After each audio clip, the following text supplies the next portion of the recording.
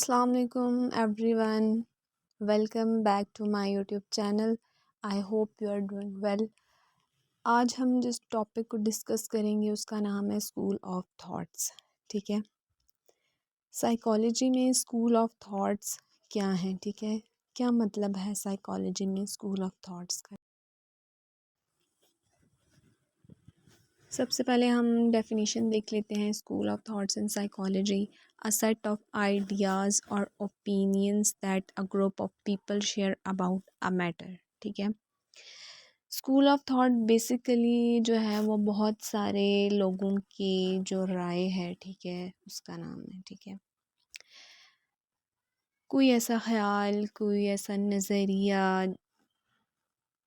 बहुत से लोग जब आपस में शेयर करते हैं अपनी थॉट्स, अपनी फीलिंग्स को, ठीक है, या फिर डिफरेंट ग्रुप्स ऑफ पीपल जो हैं वो जब अपने आइडियाज़, अपनी थॉट्स और फीलिंग को जब एक दूसरे के साथ शेयर करते हैं तो उसको हम जो है वो स्कूल ऑफ थॉट्स कहते हैं। ठीक है, there are 7 school of thoughts in psychology, जिसको हम पर्सपेक्टिव भी कहते हैं। ठीक है, तो फर्स्ट हमारे पास है structuralism, functionalism, behaviourism, psycho analysis, cognitive school of thought, gestalt psychology, humanistic psychology. तो सबसे पहले आज जो है हम स्ट्रक्चरलिज्म को डिस्कस करेंगे। William wound considered the founder of first major school of thought called structuralism। William wound जो थे वो फर्स्ट स्कूल ऑफ थॉट जो स्ट्रक्चरलिज्म है उसके फाउंडर थे। ठीक है, established first psychology lab in German in 1879। इन्होंने जो है वो साइकोलॉजी की लैब बनाई, फर्स्ट टाइम स्टैब्लिश की थी जर्मनी में इन 1879। ठीक है, अब जैसे कि स्ट्रक्चरलिज्म है, ठीक है, साइकोलॉजी का फर्स्ट स्कूल ऑफ थॉट है। ठीक है, इसके नाम से ही पता चल रहा है कि स्ट्रक्चरलिज्म स्ट्रक्चर। ठीक है, अब जो William Wundt and Edward Titchener were the major thinker of structuralism. अब जो मेजर थिंकर्स कौन थे? ठीक है, मेजर कंट्रीब्यूटर कौन थे? फर्स्ट जो है वो विलियम वुड थे एंड जो सेकंड थे एडवर्ड टिश्नर। ठीक है, इन दोनों ने स्ट्रक्चरलिज्म पे जो है वो काम किया है। ठीक है, एडवर्ड टिश्नर ने भी बहुत काम किया है स्ट्रक्चरलिज्म पे। उन्होंने अपना एक पॉइंट ऑफ व्यू दिया था, ठीक है, ह्यूमन साइकोलॉजी से रिलेटेड। एडवर्ड टिश्नर जो थे वो स्टूडेंट थे विलियम वुड के, और उन्होंने ही जो है ना वो नाम रखा था इस थ्योरी का structuralism. This outlook focus on breaking down mental processes into the most basic components। इसमें ये कहा था कि हमारा जो माइंड है, ठीक है, उसको बेसिक कंपोनेंट में डिवाइड करता है। ठीक है, तो तब हम उसकी अंडरस्टैंडिंग जो है वो ले सकते हैं। ठीक है, इनका बेसिक एम क्या था, फोकस क्या था स्ट्रक्चरलिज्म पे? ठीक है, the focus of structuralism was on reducing mental processes down into their most basic element। Mental process जो है था, ठीक है, उसको सबसे बेसिक एलिमेंट में तोड़ देना।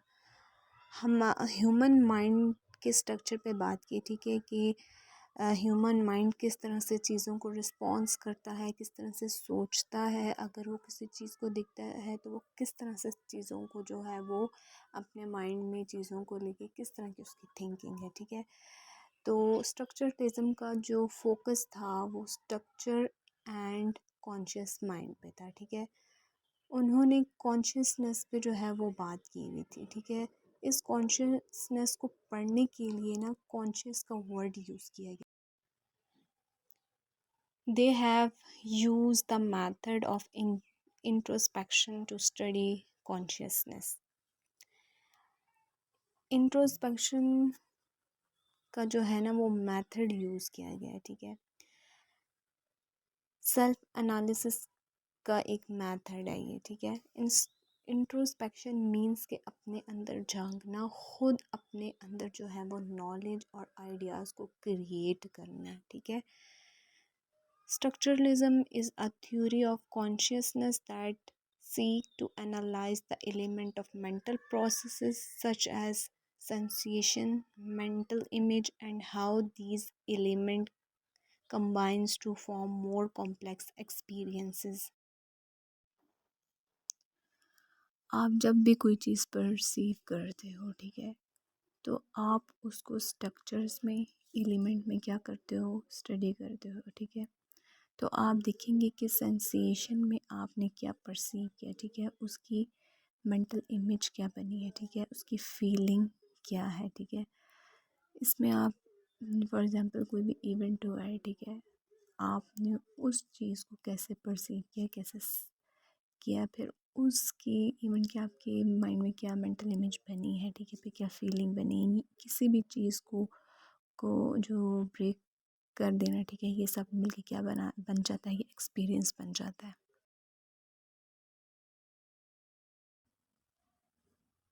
इसमें हम देख लेते हैं क्रिटिसिज्म ऑफ स्ट्रक्चरलिज्म, ठीक है। Criticism on the method of introspection is that it is considered as less scientific. Structuralism का जो सारा फोकस था ना, वो माइंड और स्ट्रक्चर पे था, ठीक है। इसमें जो क्रिटिसिज्म ये था कि ये जो मेथड यूज़ हुआ है इंट्रोस्पेक्शन का, ठीक है, ये कॉन्शियसनेस को चेक करने के लिए, ठीक है, ये जो है ये लेस साइंटिफिक है, ठीक है, ये ऑब्जेक्टिव है, ठीक है। तो इसमें ये बताया कि क्योंकि इंट्रोस्पेक्शन जो है वो हर एक बंदे का अपना अपना होता है, ठीक है, ये रिलायबल मेथड नहीं है, ठीक है। फॉर एग्जांपल जिस तरह कलर्स की एग्जांपल ले लेते हैं, ठीक है, जिस तरह कलर्स हैं, ठीक है, हर कोई जो है वो कलर को जो है वो डिफरेंट जो है वो कलर को जो है वो डिफरेंट रिस्पॉन्स करेगा, ठीक है। डिफरेंट कलर को जो है वो हर कोई जो है वो डिफरेंट रिस्पॉन्स कर सकता है, ठीक है। तो ये प्योरली बेस करता है इंट्रोस्पेक्शन पे, ठीक है, आपके इंटरनल बिहेवियर को स्टडी कर रहे हैं, ठीक है। इसमें जिनको जो है वो आम बंदा या कोई और बंदा ऑब्ज़र्व नहीं कर सकता, तो इसलिए जो है ना स्ट्रक्चरलिज्म को रिजेक्ट किया गया था, क्योंकि हम इसको जो है वो ऑब्ज़र्व नहीं कर सकते। Different peoples have different opinion by using the method of introspection. इसकी बात जो है हमने ऊपर कर ली थी कि डिफरेंट कलर्स वाली। This method does not apply on complex subject as personality, mental disorder और डेवलपमेंट। ये कॉम्प्लेक्स सब्जेक्ट जो हैं, ठीक है, पर्सनालिटी डिसऑर्डर और डेवलपमेंट, वहाँ पे ये मेथड सही से वर्क नहीं करता। इस तरह जो है वो स्ट्रक्चरलिज्म को जो है वो क्रिटिसाइज़ किया गया था।